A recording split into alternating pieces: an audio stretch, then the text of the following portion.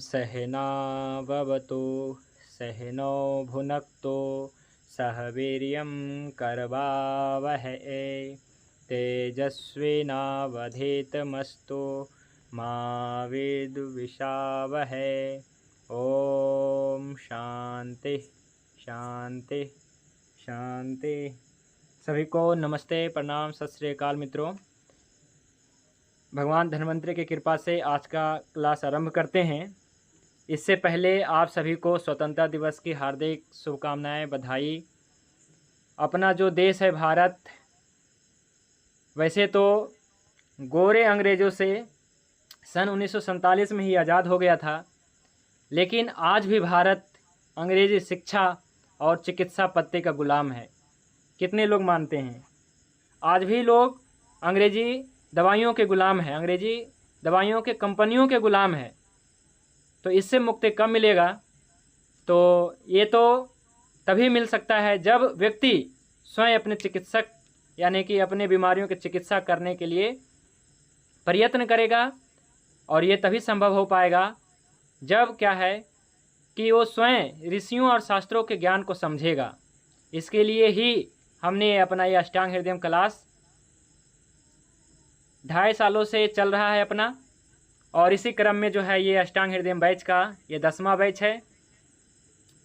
तो जो भी साथी ऑनलाइन सुन रहे हैं, वैसे तो अभी 15 दिनों तक एक अपना क्लास 1 अगस्त को आरंभ हुआ था और आज 15 अगस्त है और बहुत ही शानदार तरीके से चल रहा है अपना ये क्लास। और 56 मेंबर भी हो चुके हैं अपने क्लास में।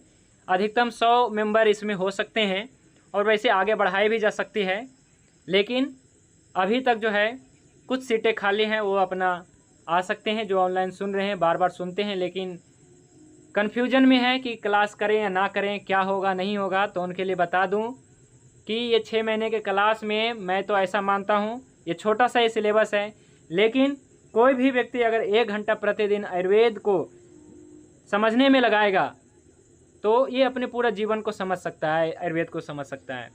तो चिकित्सक तो बनना है अपने और अपने फैमिली का, लेकिन अपने अष्टांग हृदय को आधार बना करके और ऋषियों एवं शास्त्रों को ज्ञान को समझ करके, ठीक है।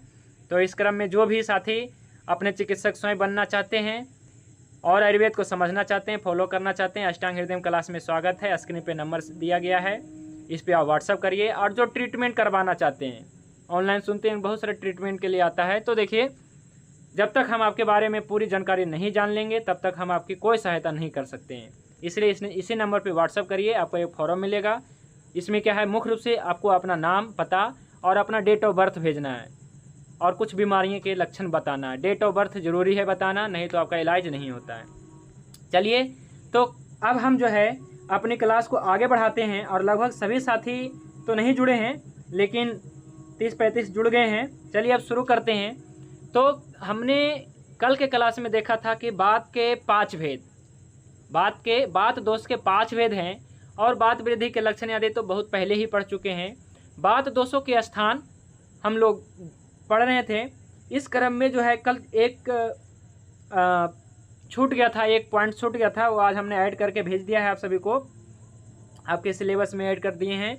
तो बात दोष के स्थान में कुछ दिक्कत आ गई थी कि कहीं कुछ लिखा हुआ है, जैसे अभी देखिए, दोषों के स्थान, वैसे तो वात पित्त कफ संपूर्ण शरीर में रहते हैं, फिर भी बताया गया है कि वायु जो है नाभि के नीचे, पित्त जो है नाभि और हृदय के मध्य में, और आपके कफ जो है आपका नाभि हृदय के ऊपर, ऐसा बताया गया है ना। तो इस प्रकार से आगे बढ़ते हैं। आज का जो टॉपिक है, वायु के 5 भेद क्लियर हो गया था। इसमें 5 भेद क्या क्या है? प्राण वायु, उदान वायु, व्यान वायु, समान वायु और अपान वायु। ये वायु बात को दर्शा रहा है। 5 प्रकार के भेद से वायु के 5 भेद बताए गए हैं।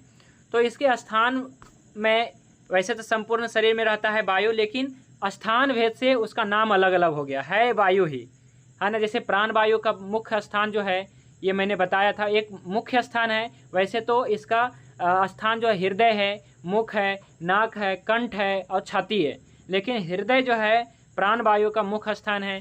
इसी प्रकार से इसके हमने कुछ कार्य जाना था। उदान वायु का मुख्य स्थान, उदान वायु मुख्य रूप से आपके नाक में और आपके नाभि बताया जा रहा है, आपके गले कंठ बताया जा रहा है, यहाँ विचरण करता है और वाणी प्रवृत्ति को अच्छा करता है। लेकिन उधर जो है उदान वायु का जो प्रमुख स्थान है छाती है। लेकिन इसी क्रम में जो है और आगे आया है कहीं कि उदान वायु के मुख्य स्थान कंठ है। तो ये क्या कन्फ्यूजन है? तो ऐसा है कि आप जो भी मान सकते हैं। वैसे देखिए उदान वायु का मुख्य स्थान जो है अष्टांग हृदय में तो यही आया है कि छाती है, यहाँ पे बताया गया, चेस्ट बताया गया है। लेकिन कहीं कहीं ऐसा आया है कि उदान वायु का जो मुख्य स्थान, वैसे ये सभी स्थान है ही, का नाभि है, आपका छाती है, कंठ है।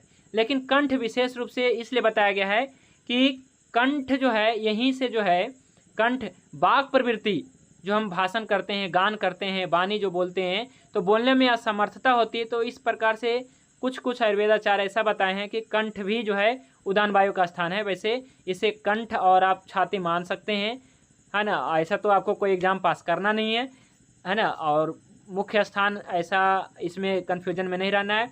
छाती और आपका कंठ, नाभि, यहाँ पे उदान वायु का स्थान है ना। इस प्रकार से जो कल पॉइंट छूट गया था, है ना। व्यान वायु क्या करता है? संपूर्ण शरीर का रक्त का संवहन करता है, श्वेत पसीना का इसका ये करता है, और इसी पर मांसपेशियों का संकोचन और विस्फोट करता है। फिर आगे आया है समान वायु के कार्य में, ये पॉइंट छूट गया था अपना, ठीक है, समान वायु के कार्य में। तो ये पढ़ेंगे, यहाँ से पढ़िए कोई भी साथी। समान वायु का स्थान क्या है? नाभि के आसपास में है, ग्रहणी। और इसके अलावा जो है काम क्या है? अग्नि को प्रदीप्त करता है, अन्न को पचाता है, और रस को, धातु को, पुरीस यानी मल को, और मूत्रांश उदक का पृथक्करण करता है। क्या करता है? भोजन में से, आपका खाए हुए आहार में से जब पाचन क्रिया होता है तो समान वायु का ही कार्य मैंने बताया था कि ये क्या करता है कि मल, मूत्र और सार भाग को, कीट भाग को करता है, अलग करता है। सार कीट करता है, यानी कि भोजन में से रस आदि करता है अलग, और उसको जो है आगे भेजता है, और मूत्र आदि निर्माण करता है, और आपका स्टूल वगैरह निर्माण करता है, और उसको अपने अपने स्थान पे भेज देता है। जैसे मूत्र को मूत्राशय में, मल को मलाशय में भेजने का काम समान वायु का काम है। तो यही है, इसमें पूरे निष्कर्ष यही था, वो जो छूट गया था कल। चलिए आज हम आगे पढ़ते हैं इससे आगे। और कल का टॉपिक था यथा ब्रह्मांडे तथा पिंडे, ऐसा हमारा एक सूत्र आता है। और ये जो है यजुर्वेद का मंत्र है, ये यजुर्वेद का है ये मंत्र। यथा ब्रह्मांडे तथा पिंडे, ये जो है यजुर्वेद का मंत्र है ना। प्रॉपर देखना पड़ेगा, लेकिन ये वेदों का मंत्र है। यथा ब्रह्मांडे तथा पिंडे, यथा पिंडे तथा ब्रह्मांडे, इसका हम बताएंगे, है ना, कि क्योंकि अभी प्रॉपर सूत्र याद नहीं आ रहा है, या फिर इसमें मैंने नोट भी नहीं किया, ध्यान नहीं रहा था, तो इसको रेफरेंस भी आएगा यजुर्वेद का, वैसे मान के चलिए, ठीक है। और आगे बढ़ते हैं। तो ये जो हमने कल पढ़ लिया था कि जिस प्रकार से सृष्टि में वायु क्या करता है कि प्रकृति अवस्था में होने पे पृथ्वी का धारण करता है, और चांद, सूरज, तारे सभी की गति वायु द्वारा नियंत्रित होती है। बादल बनता है, पानी का बरसना, नदी नालों का प्रवाह, यहाँ तक कि जो बीजों का उगना सृष्टि में, ये सब वायु के द्वारा होता है।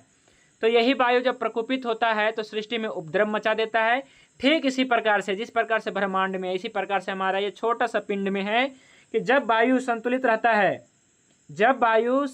रहता है, तो क्या है कि अपने शरीर का निर्माण कार्य करता है, यानी कि शरीर को चलाने का काम करता है ना। लेकिन जब यही विकृत हो जाता है, जब यह विकृत हो जाता है अपने शरीर की वायु, तो क्या है, जिस प्रकार से आंधी तूफान आकर के तबाही मचा देता है ब्रह्मांड में, इसी प्रकार से वायु जो शरीर में बढ़ करके क्या है कि पूरे शरीर का तहस नहस कर देता है, ऐसा चरक ऋषि ने बताया।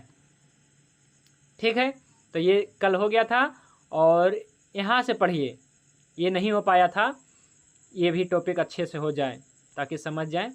ये पढ़िए, पितः पंगु कफा पंगु पंगवो मल धातवा, ये है संस्कृत सूत्र, सारंगधर संहिता से लिया गया है। हिंदी अर्थ पढ़िए।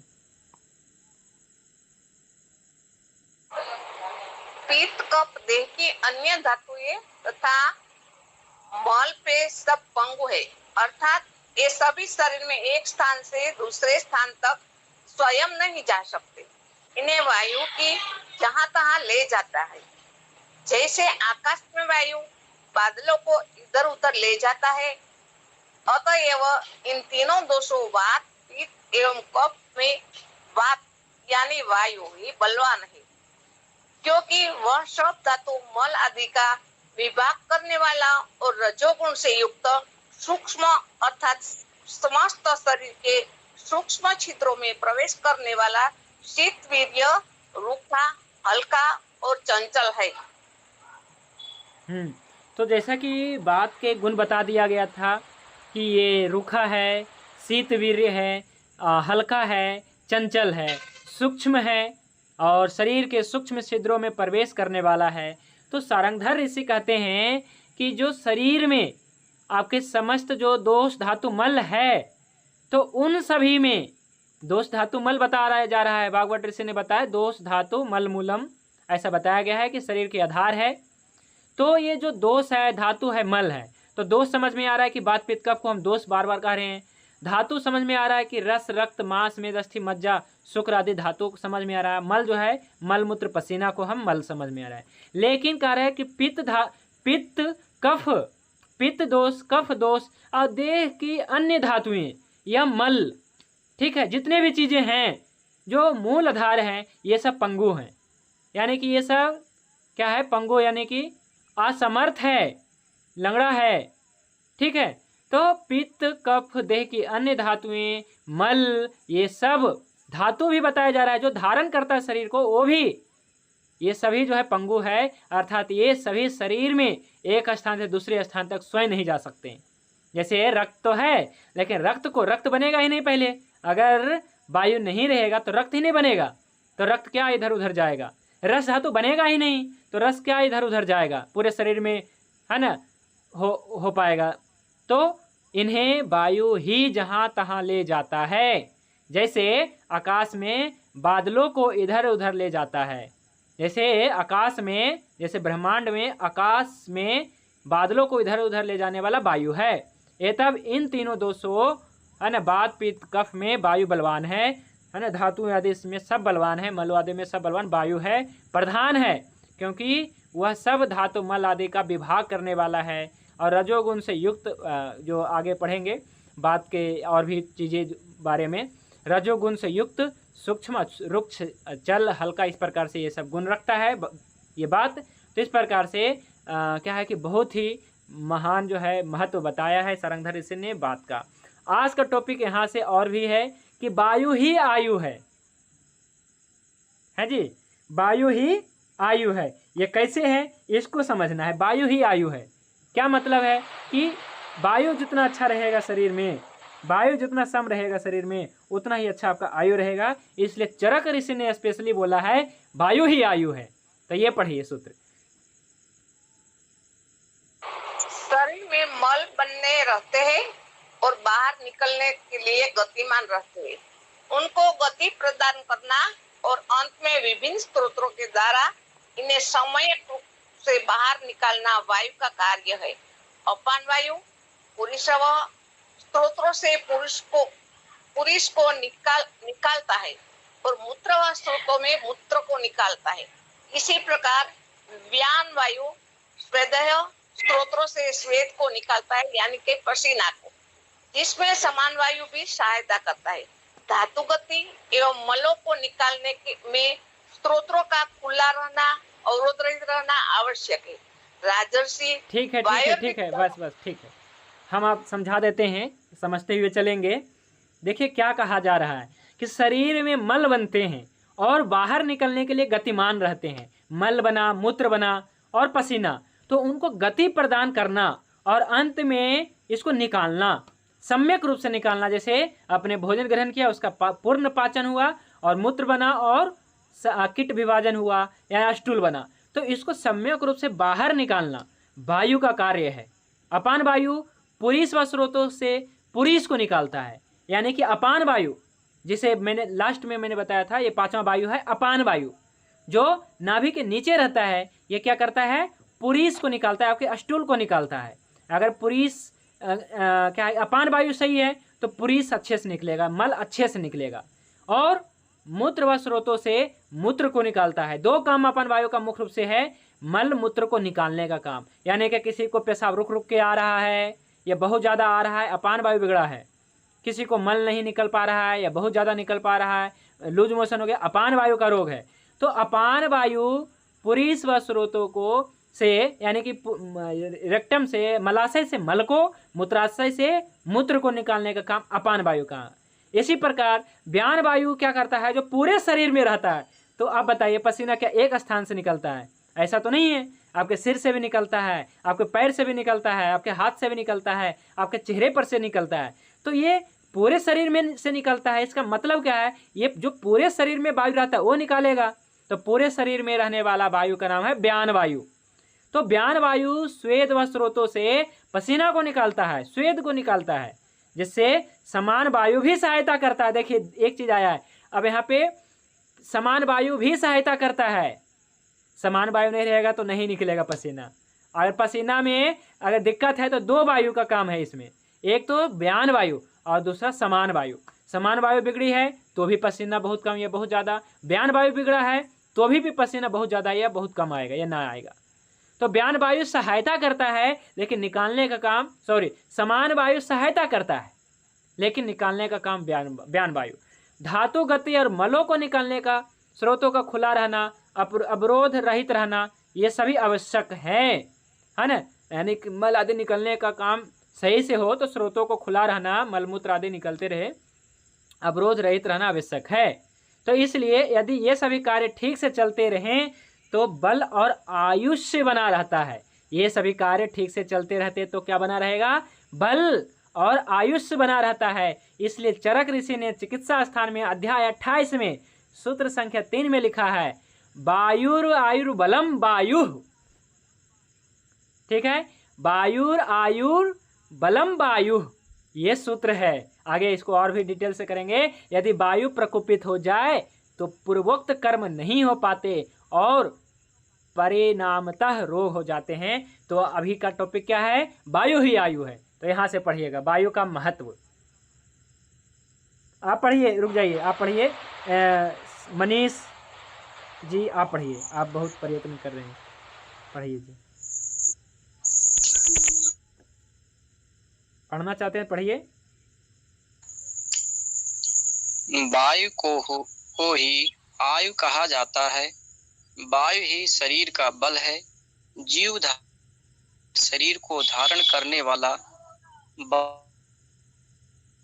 संसार वायु रूप है और वायु को ही प्रभु, स्वामी, सब कुछ करने में समर्थ कहा गया है। चलिए ठीक है। तो हमें लगता है कि आपकी वॉइस क्लियर नहीं आया है, तो कोई और दूसरा साथी गौतम जैन जी या फिर मृत्युंजय दत्ता जी आगे से पढ़ेंगे। वायु नहीं ठीक है, एक मिनट, ये हो गया, इसको पढ़ लिया गया है। अब आगे बढ़ते हैं, मैं इसको समझा दूं पहले। वायु का महत्व क्या है, वायु का महत्व चरक ऋषि ने लिखा है अध्याय 28 में सूत्र संख्या 3 में, जो पहले आ गया था। तो वायु का महत्व ऋषि बताए हैं कि वायु को ही आयु कहा जाता है। ये तो बहुत बड़ी पॉइंट लिखा है, वायु को ही आयु कहा जाता है। वायु ही शरीर का बल है, यानी कि जितना अच्छा बैलेंस में शरीर में वायु है उतना ही अच्छा आपके शरीर में बल है। यदि वायु का क्षय हो गया तो बल का क्षय, वायु की वृद्धि हो गया तो भी वायु बल का ह्रास हो गया। तो वायु ही आयु है, इसी पर बल है, वायु ही बल है और वायु ही आयु है। इसका मतलब ये हुआ जब वायु संतुलित रहेगा तो आपकी आयु अच्छी रहेगी और लंबे समय तक भी जिएंगे।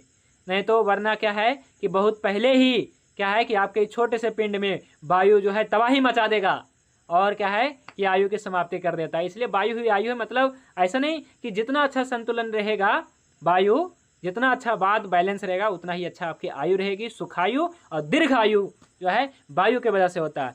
जीवधारियों के शरीर को धारण करने वाला वायु है। जीवधारी हम लोग हैं, जितने भी जीवधारी हैं वायु धारण करता है। यह संपूर्ण संसार वायु रूप है। और एक आगे ये तो और बहुत बड़ा महत्व बात बताया है कि संपूर्ण संसार वायु रूप है, यानी कि संसार वायु ही संसार है, ऐसा बताया है। वायु को ही प्रभु यानी कि भगवान या फिर स्वामी, सब कुछ करने में समर्थ। भगवान या प्रभु किसको कहते हैं, जो सब कुछ करने में समर्थ है।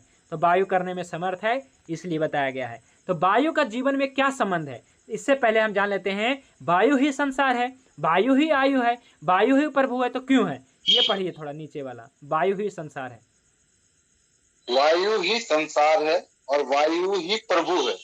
इन दोनों का तात्पर्य है कि जिस प्रकार भगवान कण कण में व्यापक हैं, ठीक उसी प्रकार प्राणी मात्र में वायु भी व्यापक है तथा यह वायु सांसारिक संपूर्ण कार्यों का संचालक है, अंग प्रत्यंगों का तथा पित्त एवं कफ दोषों का स्वामी, नियंता और प्रेरक है।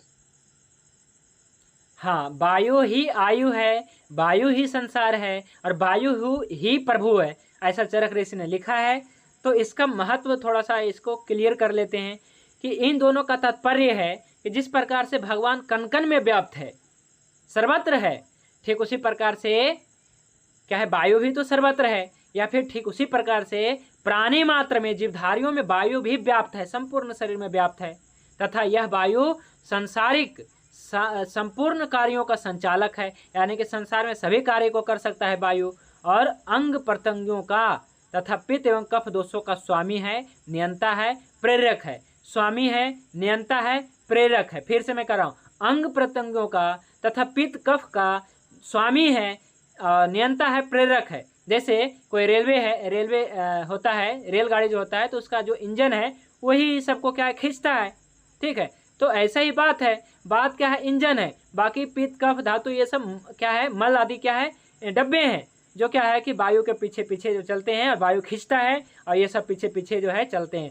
तो डब्बे ये सब कहलाते हैं। मतलब क्या है कि ये अंग प्रत्यंग पित्त कफ दोष धातु है ना, मल जितने भी हैं, वायु क्या है कि सबका स्वामी है, नियंता है, प्रेरक है, वही प्रेरणा देता है, वही करवाता है इन चीज़ों से। तो आगे एक चीज़ और पढ़ लीजिए, वायु का जीवन से संबंध।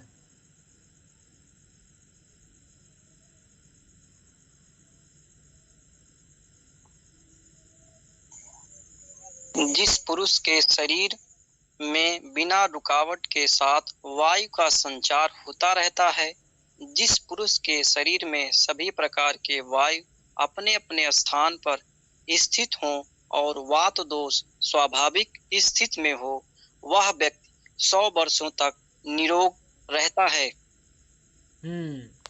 तो देखिए जी, चरक ऋषि ने तो पहले भी आयुर्वेद की परिभाषा बताया है कि आयुर्वेद किसे कहते हैं, कि जिसमें बहुत सारे सुख आयु दुख आयु आदि का वर्णन हो, औषधियों का वर्णन हो, आयु के प्रमाण का भी वर्णन हो, ऐसा बताया गया है, चरक ऋषि ने बताया है, और इसका रेफरेंस भी आदि पहले की क्लास में हो गया है चर्चा। तो यहाँ पे देखिए आया है कि वह व्यक्ति 100 वर्षों तक निरोग जीता है। तो बहुत स्थानों पे जो है, वेदों में, आयुर्वेद में आया है कि मनुष्य की आयु 100 वर्ष है, यानी कि 100 वर्ष तक क्या है, निरोग रह करके जियो, है ना। तो ऐसा देखिए चरक ऋषि भी आया है कि समः शतम बीत रोगः समः शतम, जीवेद बीत रोगः समः शतम, और भी आया है जीवेम शरदः शतम, ऐसा आया है। तो वायु का जीवन से संबंध क्या है कि जिस पुरुष के शरीर में बिना रुकावट के साथ वायु संचार करता है, जिस पुरुष के शरीर में वायु संचार करता बिना रुकावट के, जिस पुरुष के शरीर में सभी प्रकार के वायु, 5 प्रकार के वायु है, तो सभी प्रकार के वायु अपने अपने स्थान पे स्थित होकर बात दोष स्वाभाविक स्थिति में हो, वह व्यक्ति 100 साल तक जीता है, ठीक है। इसलिए वायु का जीवन से महत्व है कि नहीं है। हम 100 साल तक जी सकते हैं जब वायु अच्छा रहेगा तो, लेकिन वायु बिगड़ेगा तो क्या है कि सब कुछ होगा। तो जैसा कि हमने कहा था कि एक एक रोग से, एक एक वायु से जो बिगड़ने वाले रोग होते हैं, इनको हम लाने वाले हैं। तो आज चर्चा करेंगे, और आज जो है शॉर्ट में चर्चा करेंगे। आगे कल के टॉपिक में या फिर परसों के टॉपिक में आएगा एक एक और भी, है ना, कि प्राण वायु के कौन से रोग है। अभी क्या है, प्राण वायु से बिगड़ने से होने वाले कुछ रोग के बारे में जानते हैं। पढ़िए, प्राण वायु से बिगड़ने वाले रोग। प्राण वायु रुक्षता, रूखापन, व्यायाम, उपवास, अधिक भोजन कर लेने, चोट लगने, अधिक चलने और वेगों के प्रेरित करने अथवा उन्हें रोकने से कुपित होकर नेत्र आदि इंद्रियों में विकार कर देता है, और पीनस, सर्दी या जुखाम, अदृत, मुख्य प्रदेश का लकवा, प्यास अधिक लगना और काश मतलब खांसी, श्वास आदि अनेक रोगों को पैदा कर देता है। हाँ, प्राण वायु के बारे में ऐसा बताया जा रहा है कि सबसे प्रमुख तो प्राण वायु है जी। प्राण वायु के पास ही क्या है कि वो संदिग्धता है, ठीक है, वो स्नेह है। प्राण वायु के पास ही 5 प्रकार के वायु है, लेकिन उनमें से प्राण वायु के पास ही संदिग्धता है, बाकी अन्य वायु के पास संदिग्धता यानी कि स्नेह नहीं है। तो प्राण वायु बिगड़ने से सबसे पहला रोग होगा रूखापन। यस, तो जो आपने जाना कि रुक्ष गुण, बात दोष का रुक्ष गुण और बात दोष के रोग, अब देखिए बात दोष के रुक्ष गुण के बिगड़ने के कारण प्राण वायु बिगड़ा तो रुक्षता आएगी शरीर में, यानी कि किसी को ड्राइनेस है, बात का रुक्ष गुण बढ़ा है और बात का रुक्ष गुण बढ़ने से बात का कोई भी रोग हुआ है, तो इसका मतलब है कि उसका प्राण वायु बिगड़ गया है, क्योंकि प्राण वायु के पास संदिग्धता है और प्राण वायु ही बिगड़ा है, जिसके कारण रुक्षता आ गई है शरीर में। तो प्राण वायु को ध्यान में रख करके उस व्यक्ति की चिकित्सा करनी चाहिए। जैसे किसी के जो है कि चेहरे पे जो है बहुत ज़्यादा ड्राइनेस है, होंठ फटते हैं, पैर फटते हैं, या किसी के बालें जो है बहुत ज़्यादा रूखा सूखा है, हड्डियाँ कमज़ोर हो रही है, ड्राइनेस आ गया, ऑस्टियोपोरोसिस आदि कंडीशन है, तो प्राण वायु के ऊपर काम करना, केवल घी खाने से काम नहीं चलेगा। यस, केवल घी खाने से काम नहीं चलेगा, क्योंकि ओरिजिनल जो कहते हैं ना, जो संदिग्धता जो बात कर रहे हैं वो प्राण वायु के पास ही है, घी के पास भी नहीं है, ठीक है। जो ओरिजिनल जो संदिग्धता है, यानी कि जो असली रूप में जो संदिग्धता तो जो है वो तो प्राण के पास है। तो प्राण वायु जितना अच्छा होगा उतना ही आपके शरीर में क्या है कि आपके शरीर का कंडीशन होगा। प्राण वायु जितना अच्छा होगा उतना ही अच्छा आपका शरीर का कंडीशन होगा, क्योंकि प्राण वायु क्या है, जीवन का आधार बताया गया है। प्राण वायु के पास एक बहुत बड़ा हथियार है, बहुत बड़ी चीज है, उसका नाम है संदिग्धता। प्राण वायु के पास वो संदिग्धता है, स्नेह है, वो ताकत रखता है। लेकिन अन्य वायु के पास अपान वायु बहुत खतरनाक है, अपान वायु सुखा देगा शरीर को, लेकिन प्राण वायु बहुत ही सॉफ्ट है, कोमल है, बहुत ही मुलायम है, बहुत ही अच्छा है प्राण वायु। और अपान वायु बहुत खतरनाक है, ये दुश्मन है। अपान वायु वैसे तो बहुत कार्य है अपान वायु का, लेकिन अपान वायु ही बढ़ता है, जिसके कारण से शरीर में ड्राइनेस आदि आता है, व्यान वायु बिगड़ता है। लेकिन प्राण वायु बढ़ जाए शरीर में तो बहुत सारी बीमारी भाग जाएगा, है ना। प्राण वायु क्या करता है, शरीर को संदिग्धता देने का काम करता है। पहला काम याद रखिएगा कि प्राण वायु का प्रमुख काम क्या है, संदिग्धता, शरीर की संदिग्धता बनाए रखना। एक एक धातुओं की, रस की, रक्त की, मांस की, मेद की, अस्थि, मज्जा, शुक्र आदि धातुओं का आपके अंगों में संदिग्धता बनाए रखने का काम प्राण वायु का काम है। तो कोई भी अंग में रुक्षता आई है या बात का गुण बढ़ गया है, बात के रुक्ष गुण बढ़ गया है, यानी कि उसमें क्या है, प्राण वायु का के ऊपर काम करने की जरूरत है। तो आगे पढ़िए, रूखापन हो गया। और इसके बाद आया है कि अधिक व्यायाम कर लिया। जिसे अधिक व्यायाम करते हैं तो क्या होता है, आपने गौर किया होगा, अधिक व्यायाम करने से क्या है, श्वास से बहुत तेजी से चलता है, प्राण वायु घट जाता है कि नहीं। उपवास कर लिया है ना, उपवास बहुत ज़्यादा कर लिया, अधिक भोजन कर लेने से, चोट लग जाने से, चलने से, वेगों को प्रेरित या रोक लेने से, जो आधारणीय वेग है ना, तो ऐसे में क्या है, नेत्र आदि इंद्रियों में विकार उत्पन्न हो जाता है और सर्दी, खांसी, जुकाम, पीनस आदि समस्या होता है, मुख प्रदेश का लकवा और भी सभी आगे वायु बिगड़ सकता है। अधिक प्यास लगना, खांसी, श्वास अनेक रोग पैदा कर देते हैं। लेकिन एक चीज़ याद रखना है इतने चीज़ों में कि प्राण वायु के पास संदिग्धता है, स्नेहांश है, और ये जो है सभी धातुओं को जो है संहिता बनाए रखता है, सभी धातुओं का आपके अंगों का संहिता बनाए रखता है। और साथ में प्राण वायु जो है क्या है कि सभी वायु का जो है ना, वायु के मतलब के सबसे ऊपर है, जो प्राण वायु है सबसे सुपर है, यानी कि सबसे प्रमुख है प्राण वायु। तो अगला पढ़िए, उदान वायु के रोग। उदान वायु के बिगड़ने से होने वाले रोग छींक, डकार, वमन मतलब उल्टी तथा निद्रा, नींद के वेगों को रोकने से कुपित हुआ उदान वायु अथवा शक्ति से अधिक भार को उठाने या ढोने, अधिक रोने या अधिक हंसने आदि से विकार युक्त होकर कंठ का अवरोध, मानसिक शक्ति का क्षय, सर्दी, ठंडी लगना, अरोचक, अरुच यानी भोजन के प्रति इच्छा न होना, पीनस, सर्दी या जुखाम तथा जन्नस्त, धड़ के ऊपरी भाग में, गले के नीचे और छाती के ऊपर दोनों ओर की अर्ध चंद्राकार हड्डियां के ऊपरी भाग में होने वाले उन गलकंड, गले का रोग आदि अनेक रोगों को उत्पन्न कर देता है। देखिए, उदान वायु के रोग में मुख्य रूप से क्या बताया, उदान वायु कहाँ रहता है, तो आपके जो है छाती में रहता है, कंठ में रहता है, इस प्रकार से मैंने बताया था। तो उदान वायु के रोग क्या क्या हैं, तो गले से संबंधित रोग, ठीक है। उदान वायु क्या है, गले से संबंधित रोगों को उत्पन्न कर देता है।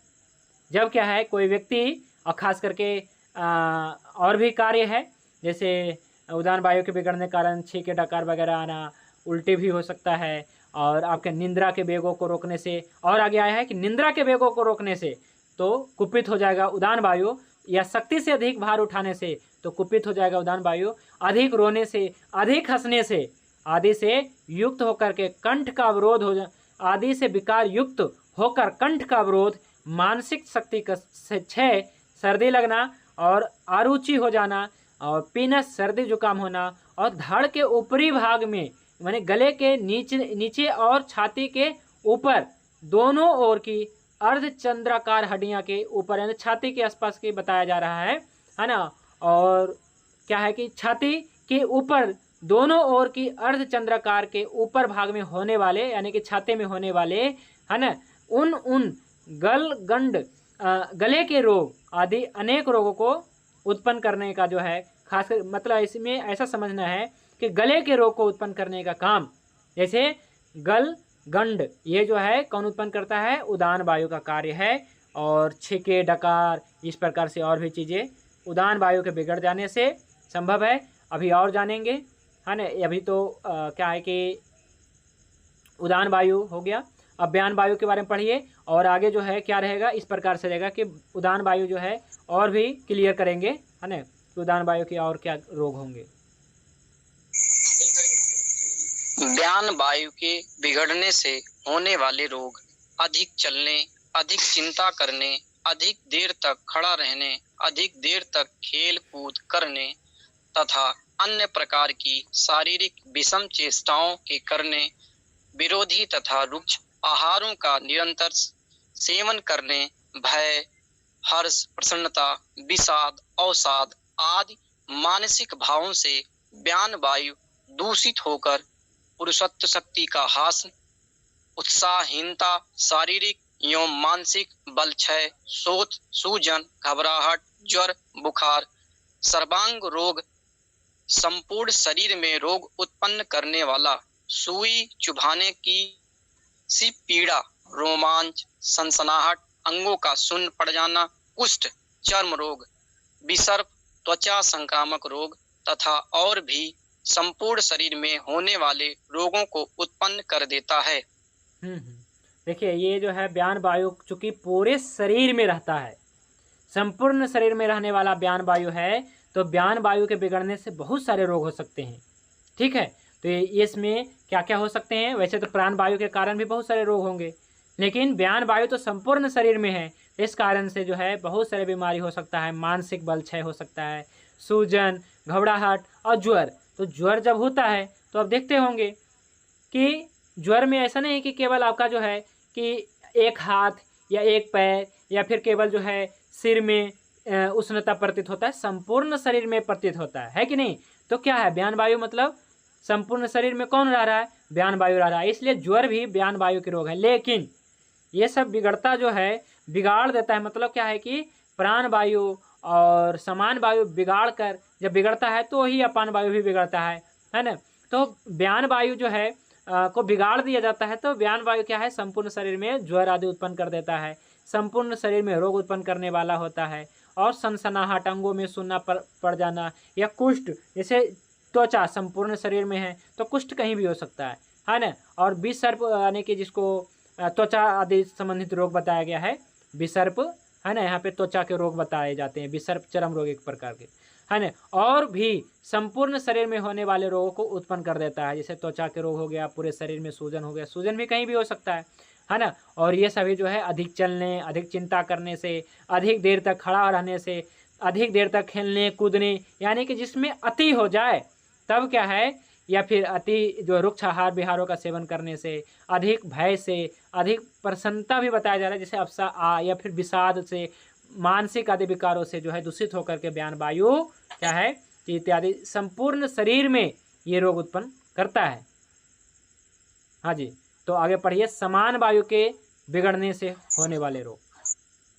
समान वायु के बिगड़ने से होने वाले रोग, विषम, अपक्व, पूरी तरह से न पका हुआ, शीतल, बासी, संकीर्ण, मिले जुले भोजनों से, असमय से सोना, असमय में जागना आदि कारणों से समान वायु दूषित होकर शूल, पीड़ा, दर्द, गुल्म, पेट में अफरा बनना, ग्रहणी आदि पक्वाशय तथा अमाशय में उत्पन्न होने वाले अनेक रोगों को पैदा कर देता है। देखिए, समान वायु क्या है, नाभि के आसपास में रहता है, ठीक है। और समान वायु का काम है मल मूत्र को निर्माण करना और मल मूत्र को उसके स्थान पर पहुंचाना। तो पूरी तरह से ना पका हुआ, अपक्व जिसे कहते हैं, भोजन की बात किया जा रहा है, शीतल या बासी या मिले जुले आहार से, या विषम भोजन, यानी कि जो भोजन के बारे में बताया जा रहा है कि जब आपका भोजन खराब हो जाता है, या तो विषम भोजन है, या फिर अपक्व भोजन है, या तो शीतल बासी भोजन है, या मिले जुले भोजन है। मिले जुले भोजन जिसको कहा है संकीर्ण। संकीर्ण मतलब क्या था, मिला जुला। जैसे क्या है कि हमने कुछ लोगों को मिलेट्स दिया था कि लो जी खाना अपना, तो खाना वो तो मिलेट्स सेवन किया, लेकिन उन्होंने क्या किया, 5 प्रकार के मिलेट्स मिला लिया और खाया, तो उसको लाभ नहीं मिला। तो ऐसा ही मतलब ऐसा है कि कुछ लोग जो है मल्टीग्रेन, उसके ऊपर भी चर्चा हो गई कि इस प्रकार से मल्टीग्रेन आटा या मल्टीग्रेन सब्जियां, इस प्रकार से एक ही भोज में कई प्रकार के जो है मिठाइयाँ, है ना, एक ही बार में, या बहुत तरह के जो है व्यंजन, तो इसके बारे में चर्चा करेंगे। भागवत ऋषि ने बहुत बढ़िया बताया है इसको। भागवत ऋषि ने बताया है संकीर्ण है, संकीर्ण आसन, ठीक है। तो ये संकीर्ण आसन क्या है, मतलब मिला जुला आहार, है ना, मिला जुला आहार को, जैसे दालें हैं तो का एक कोई क्या है कि ऑर्गेनिक खेती करते हैं, तो क्या बताया जाए, वो बता रहे थे कि दालों को जो ना, मैंने मिक्स दाल खाना बहुत फायदा है। तो जानेंगे क्या फ़ायदा है ना। भागवत ऋषि तो सब कुछ बता रखे हैं, ऐसा तो कुछ है नहीं जिन्होंने नहीं बताया। तो जानते थे चूँकि कि ऐसा करेगा, है ना। कुछ डाइटिशियन आएंगे जो कहेंगे 3 प्रकार की दाल खाओगे या 7 प्रकार की दाल खाओगे 7 धातु पुष्ट होगी, है ना। तो ऐसा नहीं है। संकीर्ण जो है मिला जुला आहार नहीं करना होता है। आज के बस इतना ही जान लीजिए। आगे मैं रेफरेंस लाऊंगा, आगे मैं प्रमाण लाऊंगा, और इससे होने वाला भयंकर बीमारी, यहाँ तक कि जो दिमाग में जो है आपका दिमाग जो सड़ सकता है, दिमाग में कीड़े उत्पन्न हो सकते हैं, ऐसा भागवत ऋषि ने चेतावनी दिया है संकीर्ण आसन के बारे में कि मिला जुला आहार करने से ऐसा हो सकता है, ठीक है। आगे जानेंगे। असमय से या फिर असमय से सोना, समय से जगना, समय से भोजन करना, समान वायु दूषित होता है। खास करके समान वायु दूषित होता है असमय से।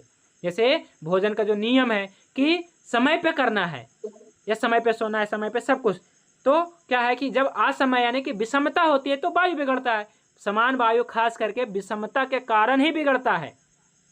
आपको भूख लगा है, आप भोजन नहीं कर रहे हैं, आपको प्यास लगी, आप पानी नहीं पी रहे, आपको जो है फ्रेश होना है, पेशाब करना है, या फिर मूत्र त्याग, इस प्रकार से जो भी आपको धारणीय वे को धारण करना, इस प्रकार से या उभारना, ये इसके कारण ही समान वायु बिगड़ता है मुख्य रूप से। क्योंकि ग्रहणी के आसपास रहता है तो पाचन से संबंधित रोग उत्पन्न बहुत होते हैं। तो ये अमाशय और पक्वाशय से संबंधित रोग उत्पन्न होते हैं, यानी कि समान वायु। तो अगर किसी को समस्या है, पेट से संबंधित समस्या है, अमाशय पक्वाशय से जुड़ी समस्या है, तो इसको दवाई देंगे तो समान काल में देंगे। क्योंकि समस्या क्या है, समान वायु का है, तो समान वायु को ठीक करेंगे। समान वायु को हम ऊपर काम करेंगे तो समान वायु कैसे करेंगे ठीक, तो समान काल में दवाइयाँ दे करके। तो समान काल कब आती है तो हम बताएंगे ये सब, है ना, आगे की क्लास में। आज पढ़िए अभी अपान वायु के बिगड़ने से होने वाले रोग। अपान वायु के बिगड़ने से होने वाले रोग, रुक्षता कारक तथा देर में पचने वाले भोजनों का सेवन करने से प्रवृत्त ग्रहण किया हुए वेगों को रोकने से अनुत्पन्न बिना उत्पन्न हुए वेगों को प्रेरित करने से, ऊबड़ खाबड़ वाहनों पर बैठकर लंबी यात्रा करने से, बैठे रहने से, खड़े रहने से तथा अधिक चलने से उत्पन्न हुआ अपान वायु पक्वाशय में होने वाले अनेक साध रोगों तथा मूत्रज रोग, शुक्रज रोग, अर्श, बाबासीर रोग, गुद भस्म, गुदा मार्ग का रोग आदि अनेक रोगों को उत्पन्न कर देता है। तो रुक्षता कारक आहार विहार तथा देर से पचने वाले भोजन का जब आप सेवन करते हैं, रुक्षता कारक यानी कि आप भोजन करते हैं लेकिन आपके भोजन में चिकनाई नहीं है, शुद्ध चिकनाई नहीं है, यानी कि घी नहीं है, ठीक है, रुक्षता कारक, और भुना तला खाते हैं तो, और देर से पचने वाला भोजन करते हैं और अपने आए हुए वेगों को रोकते हैं या फिर वेगों को उभारते हैं या फिर बिना उत्पन्न हुए वेगों को उभारते हैं या उबड़ खाबड़ वाहनों पे बैठ के लंबी यात्रा करते हैं या फिर लंबी यात्रा करते हैं या हमेशा बैठे रहते हैं, सिटिंग जॉब है, बैठे रहने से, खड़े रहने से तथा अधिक चलने से अपान वायु विकृत होता है ना। अपान वायु, जैसे आप बहुत ज़्यादा बैठे रहते हैं या बहुत ज़्यादा चलते हैं तो अपान वायु बिगड़ता है। तो अपान वायु पक्वाशय में यानी कि आंतों में होने वाले अनेक रोगों को, मूत्रज रोग, शुक्रज रोग, क्योंकि अपान वायु का क्षेत्र क्या है जी, नाभि से लेकर के एड़ी तक आपका क्या है, नाभि से लेकर के पूरे जो एड़ी तक जो है आपका अपान वायु का क्षेत्र है। तो इस क्षेत्र में होने वाला रोग क्या होगा, अपान वायु के रोग होगा, जिसमें शुक्रज रोग भी आएंगे। गुदा भ्रंश, गुदा भ्रंश मतलब गुदा मार्ग का बाहर निकल जाना, गुदा मार्ग में होने वाला रोग। मूत्रज रोग, शुक्रज रोग, मूत्रज रोग मतलब बार बार पेशाब आना, पेशाब नहीं आना, खुल के नहीं आना, जलन होना, बार बार आना, बहुत ज़्यादा आना, ठीक है। इसी प्रकार से शुक्रज रोग, जैसे शुक्र की क्षय या शुक्र की वृद्धि ऐसा हो सकता है, शुक्रास्मरी हो सकता है, मूत्रास्मरी हो सकता है, बवासीर हो सकता है, गुदा भ्रंश, जैसे बहुत सारे जो है अपान वायु के बिगड़ने के कारण रोग हो जाते हैं, ठीक है। या गर्भ कंसीव ना करना, ये सब अपान वायु के ही कारण है। शुक्र आर्तवादी समस्या जितने भी हैं, ठीक है, नाभि के नीचे देख लीजिए क्या क्या अंग है आपके, तो ये सभी में जो है आपका अपान वायु बिगड़ने के कारण होता है। जॉइंट्स आदि पेन होता है, ये सब जो है इसके कारण होता है, ठीक है। तो ये सब है जो क्या है कि आयुर्वेद के अनुसार जो है बताया गया है कि ये सभी भयंकर रोग हैं, वायु को जो है अपने जीवन में जो है सुधार के रखना है। यहाँ से पढ़िए, शरीर में रस की गति। एक प्रश्न है, और कोई प्रश्न है तो आप चैट बॉक्स में डाल दीजिए, अभी पढ़ लीजिए लास्ट में।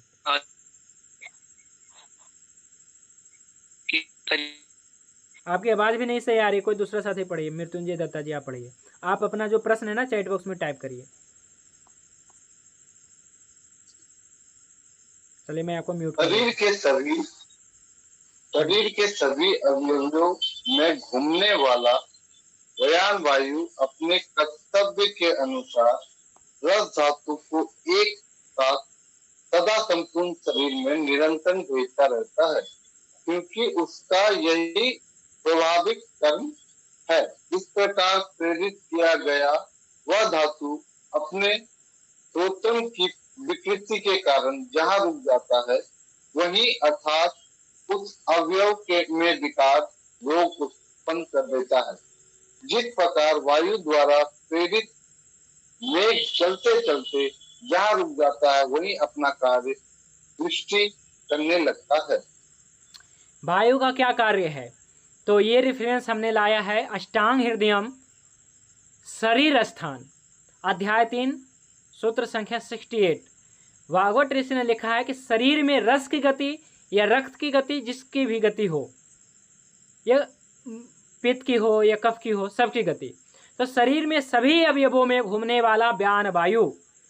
तो यहाँ पे ये भी आपको क्लियर हो गया कि व्यान वायु क्या है, संपूर्ण अवयवों में घूमता है, संपूर्ण शरीर में घूमता है अपने कर्तव्य के अनुसार। आपका क्या कर्तव्य है, तो आप अपने कर्तव्य के अनुसार, तो वायु के अपना जो कर्तव्य है उसके अनुसार रस धातु को, रक्त धातु को एक स्थान एक साथ सदा संपूर्ण शरीर में निरंतर भेजता है, यानी कि जो है घुमाता है, रस को, रक्त को पूरे शरीर में घुमाने का काम करता है, क्योंकि उसका यही कर्म है, धर्म है इस प्रकार प्रेरित किया हुआ धातु अपने स्रोतस की विकृति के कारण, मान लीजिए कि आपका लीवर में खराबी आ गया या आपके किडनी में खराबी आ गया, तो वहाँ पे रुक जाता है, वही रुक जाता है जिस प्रकार से, और रुक करके वहाँ पे रोग उत्पन्न कर देता है।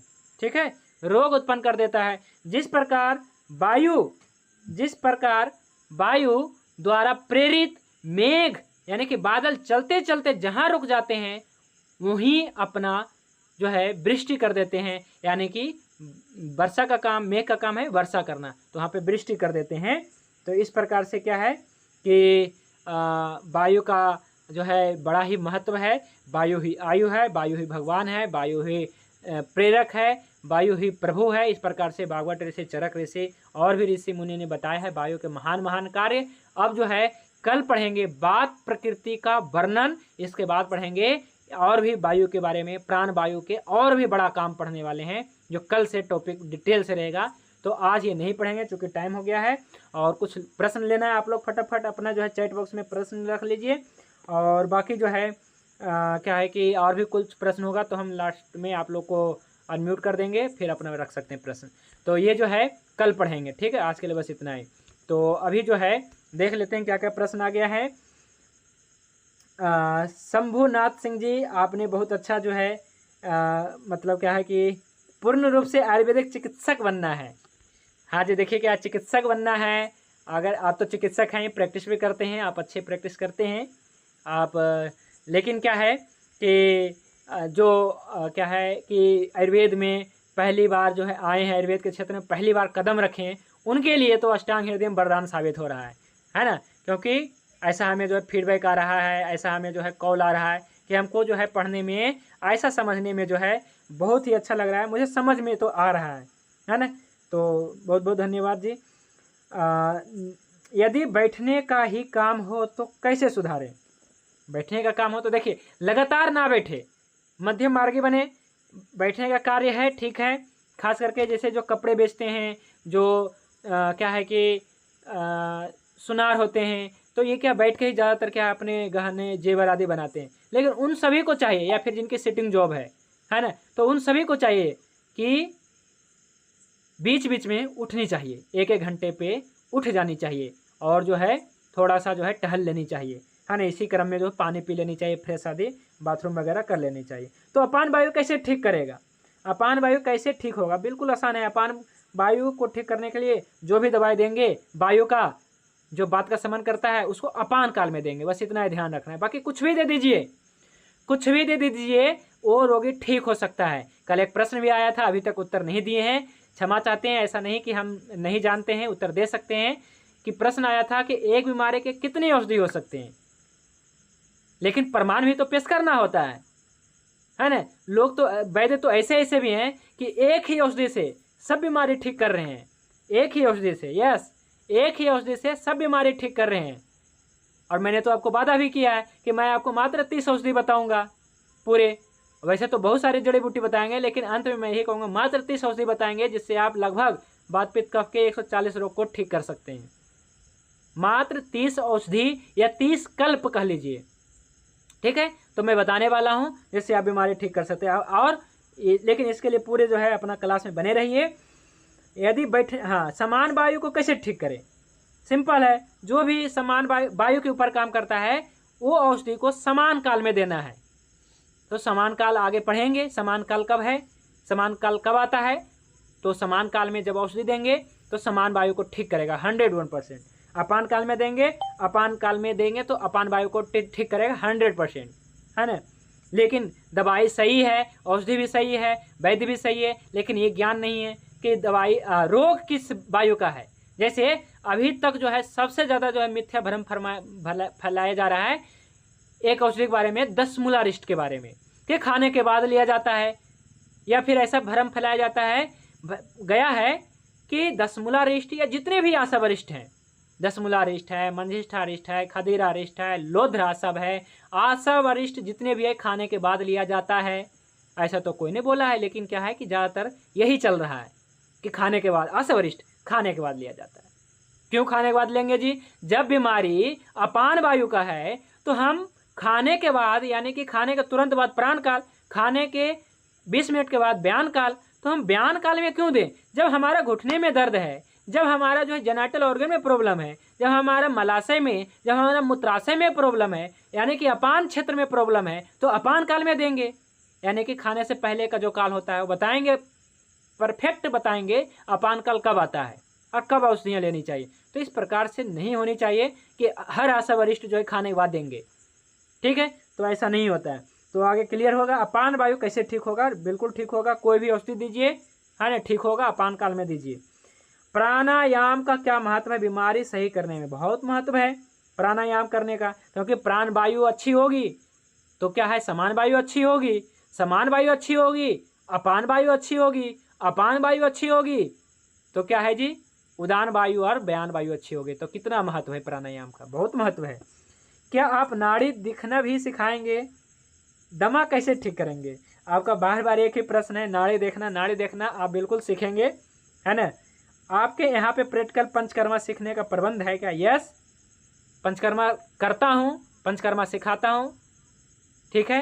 अब पंचकर्मा अपने सिलेबस में भी है, तो हमारा, मैंने तो बताया भी है ना, पंचकर्मा हमारे पास जो है पूरा सेटअप है। हमने बहुत सारे लोगों को पंचकर्मा किया है ना, बमन किया है, विरेचन किया है, बस्ती देता हूँ, अभ्यंग स्वेदन, सारे प्रकार के थेरेपियाँ उपलब्ध हैं हमारे पास, ठीक है। बहुत अच्छा ज्ञान देते हैं गुरुजी, धन्यवाद जी, है ना। गुरुजी सबसे ज़्यादा बैठने का कार्य अगर है तो किन बातों का ध्यान रखें? देखिए क्या है कि जो अर्श होता है ये क्या है, गुदबलियों की कमजोरी है एक प्रकार से, या गुदाभ्रंश है, तो गुदबलियों में कमजोरी आता तो कैसे होगा? तो देखिए ऐसा है कि जब आप बैठते हैं, हाँ, आप कंटिन्यू बैठे रह जाते हैं, तो इससे अर्श उत्पत्ति का कारण बताया गया है। अर्श उत्पत्ति का ये कारण क्या है? लगातार बैठे रहना, या फिर ऐसे स्थान पे बैठना जो स्थान कठोर है। जैसे मैं अभी आपको क्या है कि क्लास दे रहा हूँ, तो मैं भी बैठता हूँ तो पहले एक मैट बिछाता हूँ, फिर इसके ऊपर कपड़ा रखता हूँ, इसके बाद मैं 1 घंटे तक लगातार बैठता हूँ, ठीक है। तो ऐसा नहीं, कुछ लोग क्या है कि नीचे ही बैठ जाते हैं अपने, तो इसको जो है अर्श होने की संभावना बन जाती है। इसलिए अर्श वाले को जो है लगातार बैठने से क्या है, अर्श हो जाता है, क्योंकि गुदबलियों की कमजोरी है ना, गुदा मार की कमजोरी ही तो अर्श है। तो इसलिए क्या है कि अपने तो जो अर्श की चिकित्सा होती है, हम लोग इसमें शतावरी, अश्वगंधा आदि भी देते हैं, ताकि जो है, और प्रॉपर अपान काल में देते हैं, और कुछ औषधियों के साथ देते हैं जो गुदा मार्ग तक उसको पहुंचाए, अश्वगंधा शतावरी को, ताकि वहाँ की मजबूती करे, गुदबलियों की मजबूती करेगा, अर्श रोग ठीक करेगा। तो आज के लिए बस इतना ही। फिर एक प्रश्न आ गया कि दमा कैसे ठीक करें? दमा ठीक करने के लिए आपको पहले दीपन पाचन अच्छा करना पड़ेगा, है ना, और रस रक्त धातु के ऊपर काम करना पड़ेगा जी, है ना, क्योंकि ये प्राण वायु का भी रोग है ना, तो प्राण वायु के ऊपर भी काम करना पड़ेगा। अभी तो डिटेल से बताएंगे ही, है ना। बाकी किसी को प्रॉब्लम है तो फिर पर्सनली हम करेंगे, है ना, क्लास से अलग डिटेल चर्चा। गुरुजी आप विश्व गुरु बन जाएंगे, मैं ये ईश्वर से प्रार्थना करता हूँ। देखिए क्या है कि हमारे बारे में ना कहिए, भारत के पूरे भारत को बनाना है ना, पूरे भारत को विश्व गुरु बना। विश्व गुरु मतलब क्या है कि भारत में रहने वाले लोगों के जो जीवन स्तर है, जीवन जीने का जो स्तर है उसको उच्च बनाना है, जीवन जीने की जो है जो जीवन इनका है, जीवन को ऊंचा उठाना है ना, लाइफ स्टाइल जो है ऊंचा करना है। आप किसी का कोई प्रश्न है तो अनम्यूट करिए और अपना प्रश्न रखिए। आप पूछ रहे थे कुछ?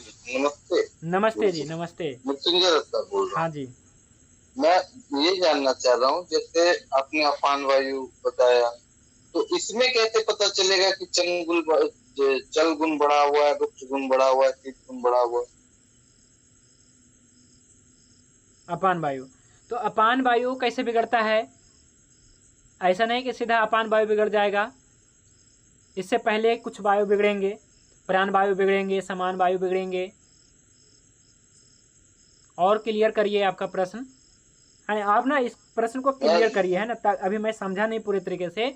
मतलब आप ये पूछना चाह रहे हैं कि कैसे पहचानेंगे अपान वायु का रुक्ष गुण बढ़ गया, कौन सा गुण बढ़ गया, ये कहना चाह रहे हैं? रुक्ष गुण बढ़ गया कि हाँ।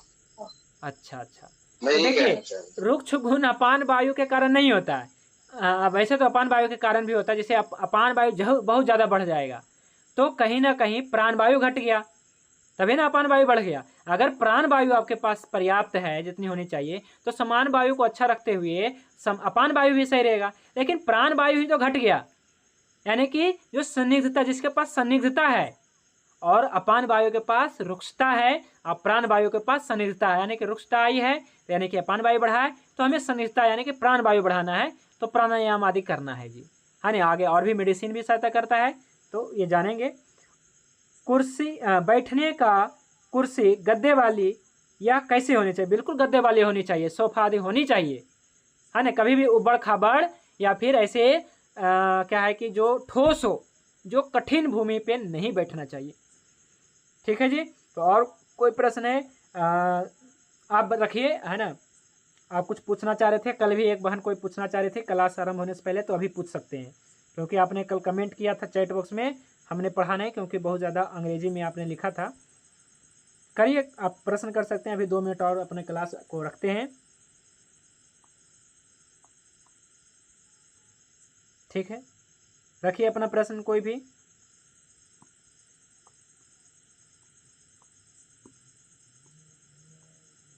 नहीं तो कोई बात नहीं, हमें लगता है कि आज के टॉपिक को समाप्त करनी चाहिए। तो क्लास समाप्ति करने से पहले एक बार फिर से आप सभी को जो है स्वतंत्रता दिवस की हार्दिक शुभकामनाएं, बधाई। लेकिन एक ही बात रहेगा कि भारत को आज़ाद करना है, पूर्ण रूपेण से आज़ादी दिलाना है, तो क्या करना होगा? हमें आयुर्वेद को पढ़ना होगा, अपनी चिकित्सा खुद करना होगा, है ना, अपने शास्त्रों को समझ करके। और जो भागवत ऋषि ने जो बताया है ना, जीवन जीने के बारे में, यानी कि आयुर्वेद को सरल रूप से जो भागवत ऋषि ने बताया है ना, और अष्टांग हृदय में जो बताया गया है, तो जो भागवत ऋषि ने बताया है वही हम जो है अपने अष्टांग हृदय कोर्स में लाया हूँ। तो इसमें अधिक से अधिक लोग जुड़ने का प्रयास करिए, और लोग जुड़ भी रहे हैं, क्योंकि जो है यूट्यूब पे जो है ऐसे बिल्कुल सरल भाषा में, ऐसे बिल्कुल सहज भाषा में, ताकि आम आदमी समझ सके, ऐसा तो अभी तक कोई लेक्चर नहीं हुआ है ना। ताकि जो है वैसे क्या है कि बहुत सारे जो है वैद्यों के द्वारा, हमसे भी महान वैद्यों के द्वारा, गुरुओं के द्वारा लेक्चर हुआ है, लेकिन आम आदमी के लिए बहुत कम हुआ है ना। बहुत बड़े बड़े डॉक्टर के द्वारा हुआ है। तो आप सभी हमारे इस क्लास के ऊपर कुछ बातें रखना चाहते हैं तो रखें। क्या है कि मनीष जी, आप शायद, इनका पूरा नाम मैं नहीं जानता हूँ, उन्होंने जो है अपने मर्जी से आज जो ग्रुप में बहुत ही क्या है पॉजिटिव बातें रखी। कुछ लोगों को लगा कि भाई जी ने, आपने उनको बताया होगा कि आप रखो बातें को, हमने कुछ नहीं कहा, हम जानते भी नहीं, एक दूसरे से कभी बात भी नहीं किए हैं। उन्होंने, आप रखिए अपना बात, ताकि जो यूट्यूब पे सुनने वाले लोग। मैं अवध राज्य से अम्बेडकर नगर से बोल रहा हूँ, मंगल कुमार नाम है जी हमारा कुछ। हाँ जी, हाँ जी। कैसा लग रहा है आपको ये क्लास? सर बहुत बढ़िया, जैसे लोकल में एकदम डीपली, यानी कि कोई एकदम ना समझने जानने वाला हो, तो एक प्रकार से ऐसा क्लास है। क्लास तो हमने भी पहले भी कुछ लोगों का किया है। अच्छा जी। और लेकिन उतना थोड़ा सा ये है कि जहाँ आदमी कुछ नहीं जानता तो उसको पकड़ नहीं पाता। लेकिन आपका जो है वो एकदम लहजा इस तरीके से है कि एकदम कोई भी, जैसे खान सर वगैरह के मशहूर हैं, वो जो भी पढ़ाते हैं, तो उस टाइप में थोड़ा सा एकदम गहरी जानकारी मिलती है, यानी कि कितनी भी थोड़ा सा कम दिमाग लगाकर भी इस चीज को समझा जा सकता है, इस प्रकार से है।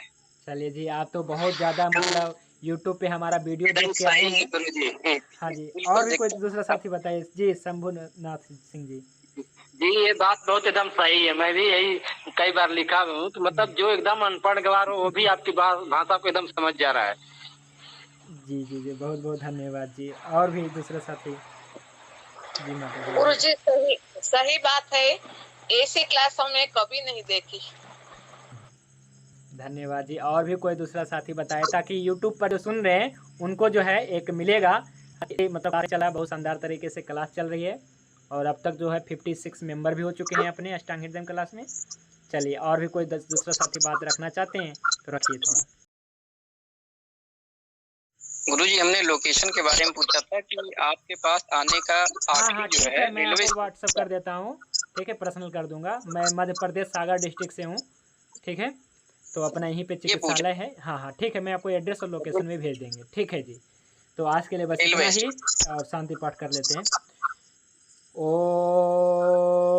ध्यो शांति अंतरिक्षम शांति पृथिवी शांति आपः शांति ओषधयः शांति वनस्पतयः शांति विश्वदेवः शांति ब्रह्म शांति सर्वं शांति शांतिरेव शांति सामा शांतिरेधि।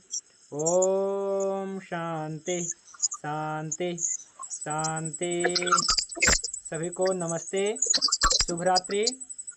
आप सभी पे भगवान धन्वंतरि की कृपा बनी रहे। जय धन्वंतरि, जय वेद। प्रणाम गुरु जी।